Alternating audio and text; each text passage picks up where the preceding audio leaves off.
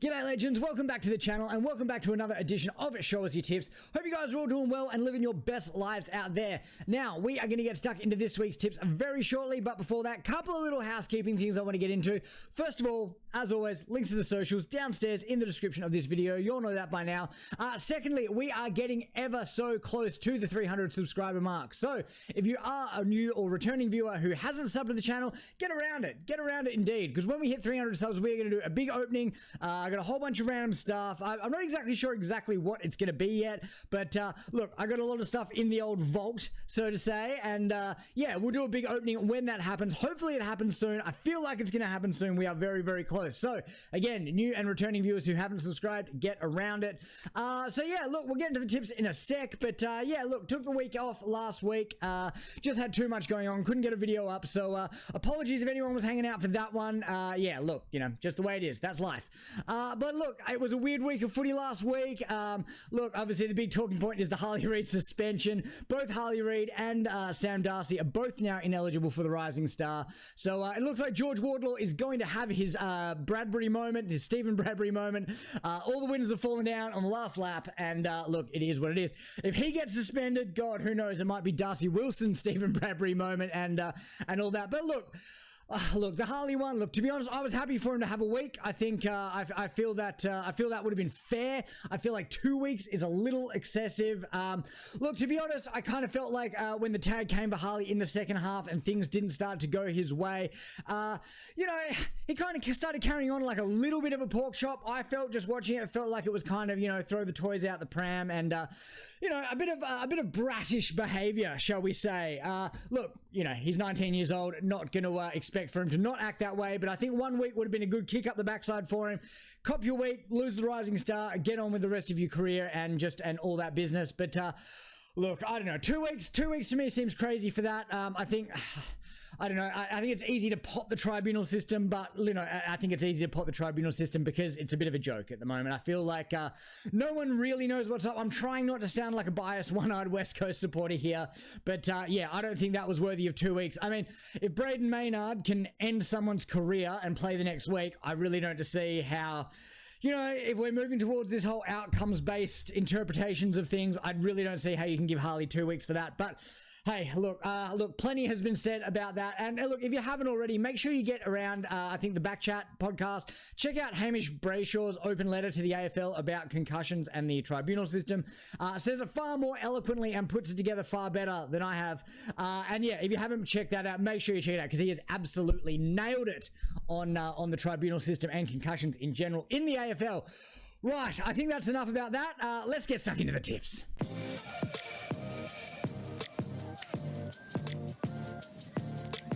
Alright boys and girls, we are back at it for another week and we are kicking things off at the Adelaide Oval on Thursday night where Adelaide Crows are taking on the Richmond Tigers. Look, this is going to be a pretty easy tip to start the week, I would have thought. But in saying that as well, who knows with the Crows? I thought they were going to get the job done pretty easily over Hawthorn last week, although I do remember thinking it was a bit of a danger game. But look, going to be an interesting one, this one. Obviously, Matt Crouch is a big loss for the Crows, but I do feel like they kind of have enough of those inside types to fill that role. Is it going to be Sam Berry? Is Jake Saligo? Even Pedler or Rochelle? These guys could all see more mid-time, and yeah, you know, I think they're going to fill that gap pretty easy. Matt Crouch is an amazing midfielder, but he's not exactly a damaging player. Can't really see it being too, you know, too indicative of the result whether Matt Crouch is there or not. The Tigers are cooked. Look, it's just where they're at. I got to say, it was pretty shitty seeing McKelty Lafau do his ACL last week. Feel like he'd been a real sort of shining light for the Tigers in an otherwise pretty gloomy season. But look, I got the Crows here. It's pretty hard for me to see this going any other way. I'm going to say the Crows by about 6 goals. Just unders from what it seems like. And then we're moving on to a bit of Friday night footy where we got the Dogs taking on the Lions at Marvel Stadium. And look, I'll admit, I have been pretty damn down on the Dogs this year. And to me, it's still wild to see that they are sitting 12th on the ladder. Well, up at 11th pre the Adelaide result. Look, Lions have also been very disappointing. And to be honest, I do not think it's going to get any better for Brizzy this year. this week. Sorry, I think the Dogs are going to get it done here. Seems like most people seem to think that'll be the way. I think it's going to be about 4 goals, maybe a little bit less. So probably going with the crowd a bit on this one. I think that seems to be a pretty popular decision there. Now we're moving on to Saturday morning footy, and I tell you what, does anyone else get the feeling that the Hawks are really going to ruin some teams' runs into September this year? Because I see this as a massive danger game for the Giants. They haven't been in the best form of late, and down at UTAS Stadium in Tassie, probably somewhere they don't go all that often, and it is somewhere where the Hawks seem to play pretty well. In saying all of that, I do think it is going to be the Giants who get the chockies here. I think, look, at the end of the day, as much as this is a danger game, and I wouldn't be surprised if the Hawks pulled a massive upset here, I think the talent definitely sits with the Giants, and I think they will get the job done, but by probably under about 2 goals. And I'm going to tip them by a very slim margin of 9 points here. Now, far out, talking about danger games. I, as a West Coast fan, am super nervous about this one. Look, I think with the outs that West Coast are going to have this week, and no, I'm not just talking about Harley Reid, but also Harley Reid. But look, also guys like Snaky Waterman and Tim Kelly won't be back for this one either. Look, this is another huge, I don't want to say danger game because, West Coast aren't really losing out in a final spot or anything, but I think we'd, leading up to this week, we'd penciled this in as a win. But yeah, look, I don't know now. I don't know. It's going to be a tough one. Going to be very interesting to see whether Jack Hutchinson gets a game this year. He's the young forward that we picked up in the mid-season draft a couple of weeks ago. Played 1 game of Waffle last week and bagged 5 goals in a win for the West Coast Beagles. So, that was pretty cool. So it might be, he might get a shot with Mortimer still out. But I think we'll probably roll with the Bailey Williams, Jack Darling, and Jack Williams as the forwards. I think that's probably what we'll do. But I wouldn't be surprised if Hutchinson maybe came in for Jack Williams and just to see what he's got at AFL level. I think that'd be pretty interesting. Look, I think it's also probably time for Clay Hall to have a go.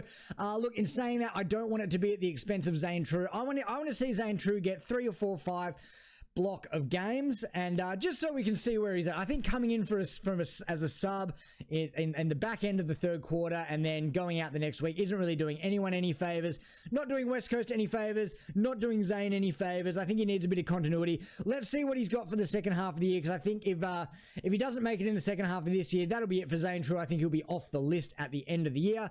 But yeah, look, North on the other hand, I feel like they're in pretty good shape. They're going to get Simpkin back this week, and look, I think this is going to be a bit closer than what the bell curve says over here. I definitely don't think it's going to be West Coast absolutely pounding North, but I just can't bring myself to tip against West Coast this week. So I am going to lock them in, but I've got them locked in by the slimmest of margins. I'm going to get them by under a goal. I think 5 points. I don't know. Maybe I've just been hurt by the last couple of years by West Coast so much that I just don't have any confidence in them yet. Maybe this time next year.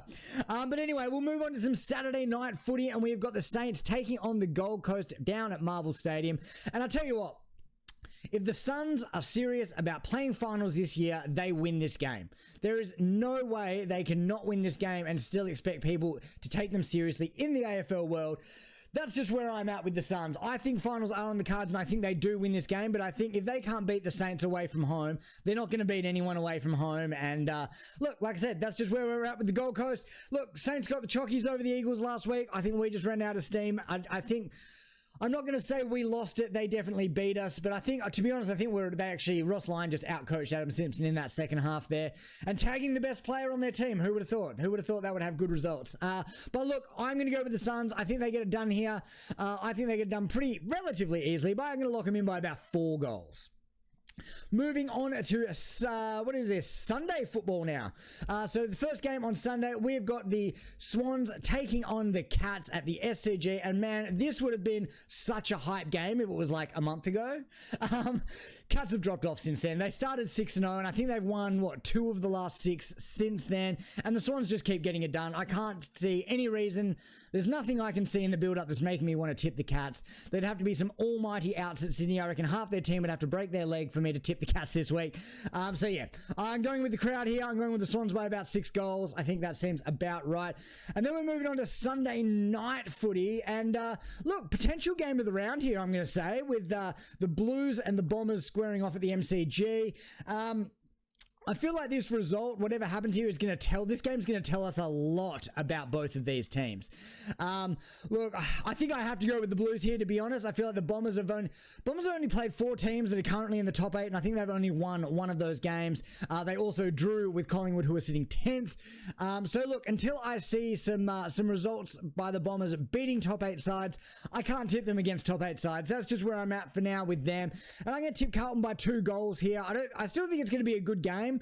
But I think we are going to learn a lot about both teams in this matchup. But for me, I think we can only go on past form. And for me, that is the Blues definitely over the Bombers there by about 2 goals. And then we're moving on to Monday footy, which, to be honest, I didn't even know we had a Monday game until about an hour ago when I was just looking at the games for this week for the tipping. But tell you what, far out. Remember when footy just went from Friday night to Sunday Arvo and that was it?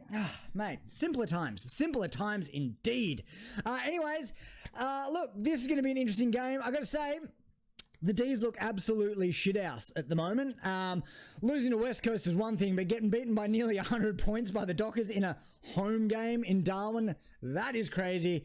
Look, I wouldn't be surprised if the D sort of came out and went like, all guns blazing, big bounce back game. And with all the injuries at Collingwood, you could probably say that they might just pull off a win. But look, I'm just not feeling the vibe. I'm not feeling the vibe with the D's at the moment. So I'm going to go with the Pies in a relatively close one. Maybe not as close as everyone here reckons, but I reckon they're going to get it done by about 3 goals. So we're going to lock that in. Pies by 18 points. Obviously, we got Freo and Port on the bye this week, so that is it for games for this week. But just to recap, we are going with the Crows, the Dogs, the Giants, West Coast, but I'm not very confident. The Suns to finally win one away from home. The Swans to get it done pretty easy over the Cats. Blues to beat the Bombers, and Pies to get the job done relatively easily over the D's. Guys, that'll do it for this week. Thank you for tuning in again, and remember, if you are a new viewer who hasn't subbed to the channel, make sure you smash that subscribe button. Get us to that 300 number so we can do a nice big opening of a whole bunch of cards and a whole bunch of other fun stuff. And yeah, that's it from me for this week, guys. We will see you in the next one.